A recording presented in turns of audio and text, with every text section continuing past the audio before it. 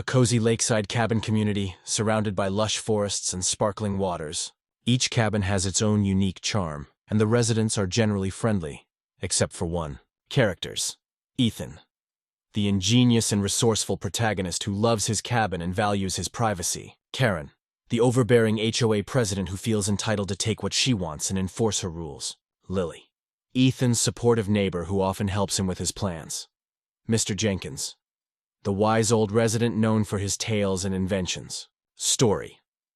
In a charming lakeside community, Ethan had worked hard to build his dream cabin. He loved the tranquility of nature and enjoyed the occasional fishing trip. However, his peace was disrupted by Karen, the HOA president, who believed she was above the rules and often took liberties with her neighbor's property. One summer afternoon, Ethan discovered that his cabin generator was mysteriously malfunctioning. After some investigation, he realized that Karen had been stealing power from his generator without his permission. Furious and fed up with her antics, Ethan decided it was time to take action. Remembering a tale from Mr. Jenkins about a clever invention to deter intruders, Ethan devised a plan. He had an old generator wired with a safety feature that delivered a mild electric shock to anyone who tampered with it. It wasn't harmful, but it would certainly startle anyone who tried to steal power again. With the help of Lily, his neighbor, Ethan set up a few signs around his cabin warning about high voltage zone and beware shock hazard. They giggled as they placed the signs, excited about what was to come. The next day, as expected, Karen couldn't resist the temptation. She approached Ethan's cabin, eyeing the generator with a smirk, convinced that she could take what she wanted. Just as she reached for the generator, Ethan and Lily watched from a distance, barely containing their laughter. As Karen fiddled with the wires, she suddenly felt a jolt of electricity surge through her fingers. Startled, she jumped back, her eyes wide with shock. The look on her face was priceless as she realized she had been caught in her own trap. Ethan stepped out from behind the trees, unable to hold back his laughter. "Looks like you've just received a dose of your own medicine, Karen," he called out. Fuming but embarrassed, Karen retreated, vowing to never mess with Ethan again. Word of her shocking experience spread through the community, and everyone had a good laugh, including Mr. Jenkins, who claimed credit for inspiring Ethan's plan. From that day on, Karen was more cautious about her actions, and the community grew closer, bonding over their shared stories and laughter at her expense. Ethan's cabin became a symbol of ingenuity and justice, reminding everyone that sometimes a little creativity can go a long way in dealing with difficult neighbors. Conclusion. In shocking justice, the HOA Karen chronicles, Ethan learns the importance of standing up for himself, while also finding humor in the situation. The story captures the essence of community spirit, cleverness, and the idea that sometimes a light-hearted approach can turn a frustrating situation into an opportunity for growth and laughter. A picturesque lakeside cabin community, nestled among towering trees and serene water. Each cabin has its own charm, and the atmosphere is typically friendly, except when it comes to Karen. Characters. Ethan, the resourceful and inventive protagonist who values his privacy and loves his cabin. Karen, the overbearing HOA president who feels entitled to bend the rules to her advantage. Lily, Ethan's supportive neighbor and friend who enjoys joining his schemes. Mr. Jenkins, the wise, eccentric old resident known for his inventive ideas and amusing stories. Story. Ethan had spent years crafting his dream cabin in the idyllic lakeside community, where he enjoyed peaceful days fishing and hiking. However, his tranquility was often disrupted by Karen, the self-appointed HOA president, who assumed she could take what she wanted without a second thought. One sunny afternoon, Ethan noticed his generator wasn't functioning as it should. After some sleuthing, he discovered that Karen had been pilfering power from his generator to run her own cabin. Frustrated and determined to put an end to her antics, Ethan devised a clever plan. Recalling a story from Mr. Jenkins about an old invention that could deter trespassers, Ethan decided to wire his generator with a mild electric shock feature. It was harmless, but would certainly give an unexpected jolt to anyone tampering with it. With Lily's help, Ethan set the stage. They adorned the area around the generator with signs reading high voltage zone and beware shock hazard. They chuckled at the thought of Karen's inevitable reaction. The following day, Karen, ever the opportunist, couldn't resist the allure of Ethan's generator. She approached with her usual air of entitlement, eyeing the machine with a smirk. Unbeknownst to her, the trap was set. As she reached out to fiddle with the wires, Ethan and Lily hid behind the nearby trees, holding their breath in anticipation. Just as Karen grasped the generator's wiring, she was met with a surprise shock that made her jump back, her expression a mix of shock and disbelief. Ethan stepped out, unable to suppress his laughter. "Looks like you got a taste of your own medicine, Karen," he exclaimed, grinning from ear to ear. Furious but somewhat embarrassed, Karen huffed as she retreated, vowing to never mess with Ethan again. Word of her shocking encounter spread quickly through the community, and soon everyone was in on the joke, including Mr. Jenkins, who chuckled and said, "Well, that's one way to teach her a lesson." The community comes together as the days went by. Karen became more cautious, and the atmosphere in the community lightened. The incident sparked conversations among the residents about standing up for themselves and respecting one another's property. They began hosting weekly gatherings, sharing stories, laughter, and the occasional joke about the infamous shock incident. Ethan's cabin became a hub for these gatherings, where neighbors would come together to enjoy barbecues, games, and storytelling. Lily often joked about forming a shock club dedicated to creative pranks on Karen, but they all agreed that keeping the community spirit alive was the top priority. A change of heart as time passed. Karen began to realize how her actions had affected her neighbors. The laughter at her expense softened her hardened demeanor. One evening, she approached Ethan with a hesitant smile, admitting that she might have taken things too far. "I guess I've been a bit of a bully," she said, scratching her head.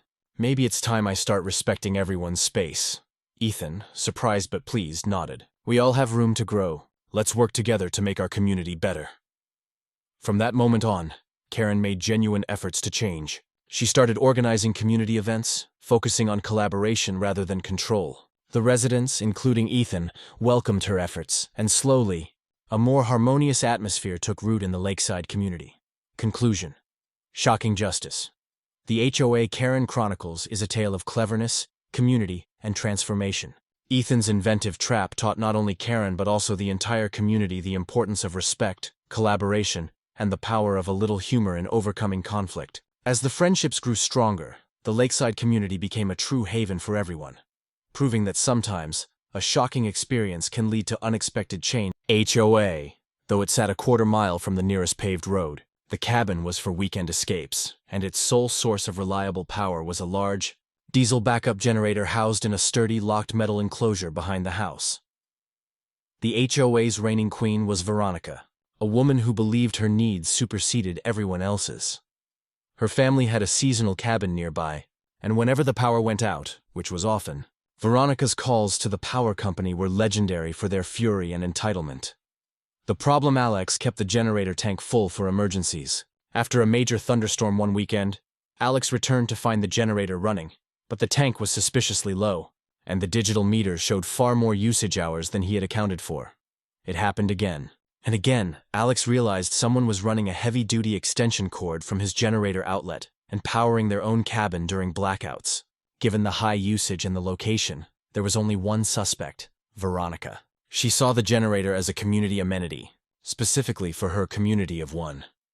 The trap Alex needed a solution that would be an undeniable, humiliating failure for Veronica, but perfectly legal for him. He consulted a specialist in commercial-grade security systems. The standard generator outlet was a big, heavy-duty socket, perfectly placed for an intruder.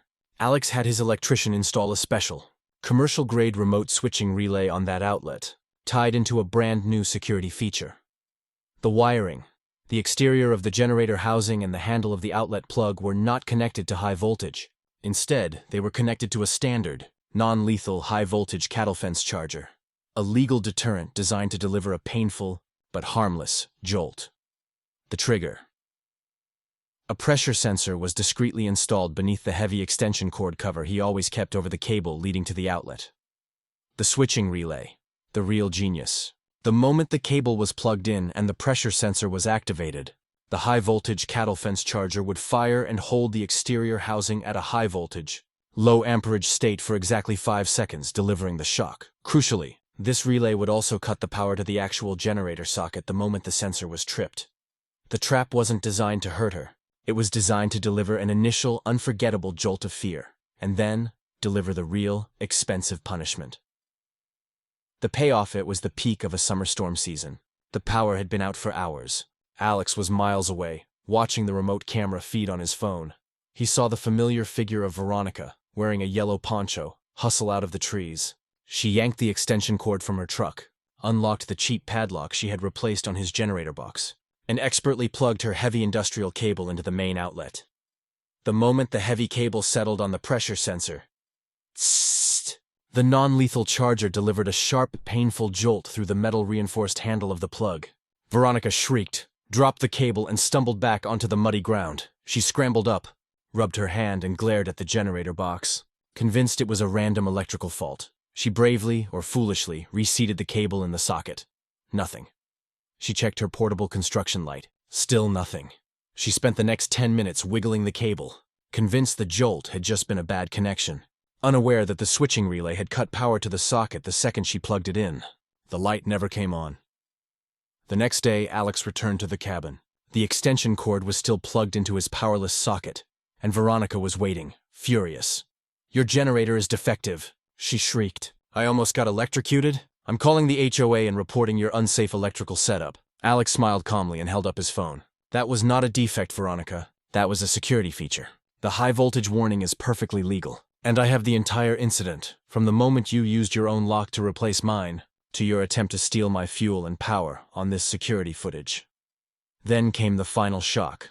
"Since you are so concerned about the safety of my system, I've had the generator inspected. Your unauthorized use has damaged the internal governor from high-demand overloading. I have the receipts for the $4,500 repair bill and the stolen fuel costs. You can either pay it now, or my attorney can forward the criminal theft and trespassing charges to the sheriff's office and the HOA board." Veronica's face went from indignant red to a sickly white. The financial hit was far more painful than the brief electrical jolt. She paid the bill, and neither she nor her extension cord ever came near Alex's electrified generator again.